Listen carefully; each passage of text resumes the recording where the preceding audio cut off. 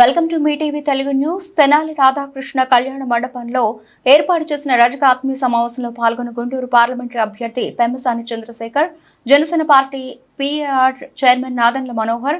Pemmasani Chandrasekhar comments: Jagan అరాచక పాలన పోవాలంటే తెలుగుదేశం పార్టీ అధికారంలోకి రావాలి.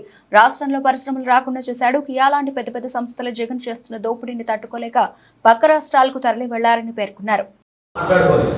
మన జాతికి మన భవిష్యత్తు కోసం నిలబడే విధంగా మేము ముందుకెళ్తామని సందర్భంగా తెలుపుకుంటున్నాను. తెనాల్లో కూడా గతంలో ఏ కార్యక్రమం చేసినా నేను సభాముఖంగా తెలుపుతున్నాను.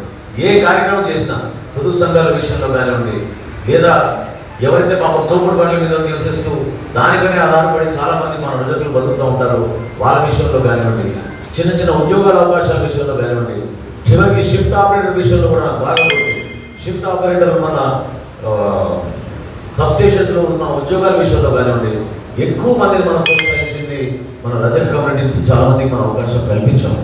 ఆ విధంగా రాబోయే రోజుల్లో కూడా మేము నిజాయితీగా పరిపాలిస్తాం. నేను కానీ పెమ్మసాని చంద్రశేఖర్ గారు కానీ మేము నిలబడేది మీకోసం. ఎట్టి పరిస్థితుల్లో కూడా ఈ ప్రాంతాన్ని అభివృద్ధి చేయాలని, సంక్షేమంలో కూడా ఎక్కడ వెనకడుగు వేయకుండా చేయాల్సిన దానికన్నా ఇంకా రెట్టింపు చేసి మీ అందరికీ ఉపయోగపడే విధంగా నిలబడతామని ఈ సందర్భంగా కోరుకుంటూ, దయచేసి మీరు అర్థం చేసుకోండి. కానివ్వండి, మన ప్రాంతాన్ని మనం అభివృద్ధి చేసుకోవాలి అనే విషయంలో కొంత మార్పు తీసుకురావడానికి అందరం ప్రయత్నం చేశాం. కానీ 5 సంవత్సరాల నుంచి వాళ్ళు తెలిసింది ఏంటంటే, ఇందాక తమరాజు 56 కార్పొరేషన్లు పెట్టారు, ఒక నేమ్ ప్లేట్ పెట్టారు. ఆ నేమ్ ప్లేట్ పెట్టినంత మాత్రం పదవి వచ్చేసిందని మనం అనుకుని చాలామంది కొన్ని రోజులు అందులోనే బ్రతికిపోయారు. వాస్తవాలు ఇప్పుడు తెలుసుకున్నారు. వాస్తవాలు ఏంటంటే, బలహీన వర్గాల కోసం ఏ విధంగా గతంలో త్యాగం చేసి పోరాటం చేసే నాయకులను మేము స్మరించుకోవడం. జనాల్లోనే మనకి ఒక పెద్ద గడ్డ, మనకి బలహీన వర్గాల కోసం నిలబడిన నాయకులు ఎంతోమంది మన తెనాలి ప్రాంతం నుంచి ఎదిగారు. ఈరోజు కూడా కొలిపర్ నుంచి వచ్చారు, వేమూరు నుంచి వచ్చారు. మీరందరికీ పరిచయం ఇక్కడ ఉన్న పెద్ద వయసులో ఉన్న వాళ్ళందరూ మీ అందరికీ తెలుసు. 30-40 సంవత్సరాల క్రితం బలహీన వర్గాల కోసం మనం ఎన్ని సమావేశాలు ఏర్పాటు చేసేవాళ్ళం తెనాలిలో, ఏ విధంగా పోరాటం చేసేవాళ్ళం. ఆ స్ఫూర్తి రావాలి. ఆ స్ఫూర్తితో పాటు వర్తమాన ఆలోచన రావాలి మీరు. ఇప్పుడు ఈ రోజున ప్రతి ఒక్కరు కూడా అదే పని చేయడానికి సిద్ధంగా లేరు. మీ కుటుంబాల్లో కూడా వర్తమాన ఆలోచనలతోటి మన బిడ్డలు బాగా చదువుకుంటున్నారు.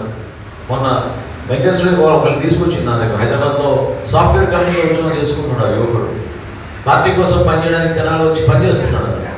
నిజంగా నేను గర్వపడ్డాను. ఎందుకంటే అంత ఉన్నత చదువుకొని ఉద్యోగం చేసుకుంటూ హైదరాబాద్లో సాఫ్ట్వేర్ కంపెనీలో తిరిగి మన ప్రాంతంలో ఈ ఎన్నికల సందర్భంలో తిరిగి వచ్చి పనిచేయడం అనేది గొప్ప విషయం. అదేవిధంగా ఉద్యోగాల కోసం మనం ఎదురు చూస్తున్నప్పుడు మీలో ఉన్న నైపుణ్యం ఏంటి, ఆ నైపుణ్యాన్ని ఎట్లా పెంచాలి అనే ఆలోచన మీ పెద్దలందరూ కూడా రావాలి. ఫలానా పరిశ్రమ మనం ఎక్కువగా మనకి అవకాశాలు ఉన్నాయని భావిస్తే తప్పకుండా ప్రభుత్వం నుంచి ఆ పరిశ్రమను ప్రోత్సహించే విధంగా, దానికి సంబంధించిన పెట్టుబడులు తీసుకొచ్చే విధంగా 100% మేము చేస్తాం. మా ఉమ్మడి ప్రణాళిక కూడా మీరందరూ చూస్తుంటారు. కేవలం ఎన్నికలప్పుడు ఉపన్యాసాలు ఇచ్చి ఏదో కొన్ని వాగ్దానం చేసుకుంటూ వెళ్ళిపోతున్నాం అనే భావన కలగకుండా చాలా లోతుగా దాదాపు సంవత్సరం నుంచి చంద్రబాబు నాయుడు గారు అనేక సందర్భాల్లో నిపుణులతో కూర్చుని ఇతర రాష్ట్రాల్లో ఉన్న యూనివర్సిటీలో ఉన్న ప్రొఫెసర్స్ కూడా పిలిపించుకుని ఏది సాధ్యం ఏది అసాధ్యం అని ఆలోచించి ఈ సూపర్ 6 కార్యక్రమం తీసుకొచ్చాం. అందులో భాగంగా బీసీ వెల్ఫేర్ డెవలప్మెంట్ కోసం చాలా ప్రత్యేకంగా మేము చాలా లోతుగా దాని గురించి అవగాహన తెచ్చుకున్నాం. నేను ఈ సందర్భంగా మీకు గుర్తు చేస్తున్నాను. గతంలో మనకి ఫైనాన్స్ కార్పొరేషన్లు, బీసీ ఫైనాన్స్ కార్పొరేషన్లు, బీసీ వెల్ఫేర్ కార్పొరేషన్లు ఎందుకు ఏర్పాటు చేసాం ఒకసారి అర్థం చేసుకోండి. ఎందుకంటే మీకున్న అత్యంత నమ్మకస్తులైనటువంటి రజక సోదర సోదరి మనందరికీ కూడా నా హృదయపూర్వక ఎందుకంటే నందమూరి తారక రామారావు గారు పార్టీ పెట్టినప్పటి నుంచి కూడా దాదాపుగా మోర్ దాన్ 80% ఇప్పటికీ కూడా ఎన్ని పార్టీలు వచ్చినా, ఎన్నిసార్లు ఎలక్షన్స్ వచ్చినా కూడా తెలుగుదేశం పార్టీతో ఉన్నారు. ఆయన మీకు ఇచ్చిన గౌరవం, మీరు వారికి ఇచ్చినటువంటి కృతజ్ఞత అభినందనీయం. Thank you. మరి ముఖ్యంగా నేను 2 భాగాలుగా మనం మాట్లాడుకుంటే, మీ సమస్యలు జనరల్గా మీరు చేసుకునే వర్క్కి నాకు అనిపించినవి కావాల్సింది ఒక మంచి వాషింగ్ మెషిన్, రెండోది మంచి డ్రై క్లీనింగ్ ఐరన్ చేయగలిగేటువంటి మెషిన్. అవి రెండు పెట్టుకునేటువంటి ప్లేస్, షాప్. నేను యుఎస్లో బట్టలు పంపించినప్పుడు చాలా క్లీన్గా వస్తాయి, చిన్న మడత కూడా ఉండదు, అద్భుతంగా ఉంటుంది. ఇక్కడ హైదరాబాద్లో కానీ ఎక్కడెక్కడ చూసినా కూడా ఆ మిషనరీ లేదు. మీరు చెప్పింది 100% కరెక్ట్. నాకే అనిపించేది అక్కడ మిషనరీ వాళ్ళతో టైఅప్ అయ్యి నేనే డ్రై క్లీన్ షాపులు పెడతానని చెప్పి. ఇది వాస్తవం. అంటే ఇది డిగ్నిటీ ఆఫ్ లేబర్. ఒక పని మీద ఒక వ్యక్తికి అంటే ఆ నీట్గా నాకు చక్కగా నీట్గా ఐరన్ చేసిన బట్టలు వేసుకోవడం అంటే నాకు ఇష్టం.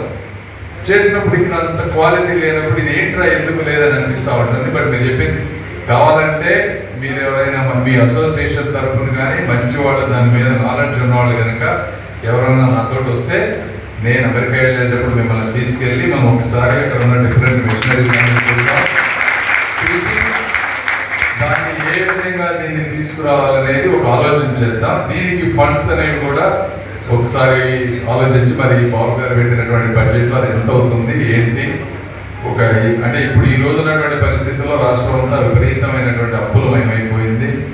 అసలు ఈ జగన్మోహన్ రెడ్డి గారు ఎన్ని తాకట్టు పెట్టారో అసలు ఎట్లా ఉందో ఎవరికి తెలియదు. రేపు గవర్నమెంట్ వస్తే కానీ తెలియదు.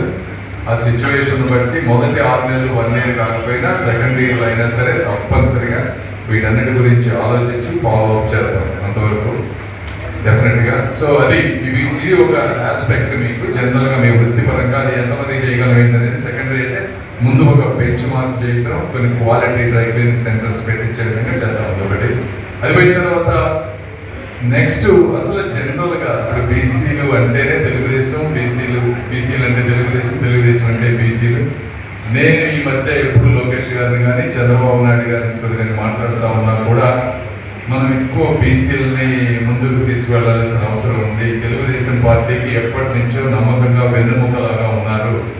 పదవుల్లో కానీ ఎందులో అయినా మీరు ఇప్పుడు జగన్మోహన్ రెడ్డి గారిని చూశారనుకోండి, ఆయన పేరుకి ఇస్తారు. ఏముంది 5 డిప్యూటీ సీఎంలో ఏదో పెట్టారు, చాలా వేరే అయ్యి ఇచ్చారు. ఉపయోగం ఏంటి? వెళ్తే అసలు ఎమ్మెల్యేలకే అపాయింట్మెంట్ ఉండదు.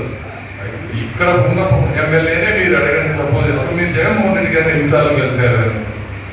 అది పరిస్థితి. అక్కడికి ఆయన అంటే నేను చూడలేదు కానీ చూసిన వ్యక్తులు, నాకు తెలిసిన వ్యక్తులు, దగ్గరగా ఉండే వ్యక్తులు చెప్పేది ఏంటంటే అసలు ఆయన దగ్గరికి వెళ్తే ఆయన ఎవరికి కుర్చీ ఉండదంటే ఎవరికి కుర్చీ వేయాలో వేయకూడదు కన్సైతో తెలుస్తారు. అంటే ఆత్మాభిమానం లేనటువంటి ఆత్మగౌరవం లేనటువంటి పోస్టులు ఎన్నుంటే మాత్రం ఉపయోగమే ఉంది. అది ఆయన మైండ్ సెట్ అనేది. అది నేను అనేదంటే అసలు తెలుగుదేశం పార్టీలో నాయకుల పేరు చెప్పంటే మనం 5-6 పేర్లు చక్కగా చెప్పవచ్చు. చంద్రబాబు నాయుడు గారి తర్వాత ఎర్రన్నాయుడు గారు, బాలయోగి గారు, దేవేంద్ర గౌడ్ గారు, కళా వెంకట్రావు గారు, లేదా ఇప్పుడు అచ్చెన్నాయుడు గారు, ఇట్లా మనం పేర్లు చెప్తాం. జగన్మోహన్ రెడ్డి గారి పార్టీలో అంటే మనం ఏ పేరు చెప్తాం? మీరు చెప్పండి. చక్కగా ఒక 5 నాకు గుర్తొచ్చేది జగన్మోహన్ రెడ్డి గారు, సజ్జల రామకృష్ణారెడ్డి గారు, అయోధ్యనారాయణ రెడ్డి గారు. వీళ్ళు తప్పించి నాకు వేరే వాళ్ళు ఒక మంచి బీసీ నాయకులను తయారు చేసినటువంటి పరిస్థితి నాకు ఎక్కడ ఇప్పటివరకు అయితే లేదు. సరే.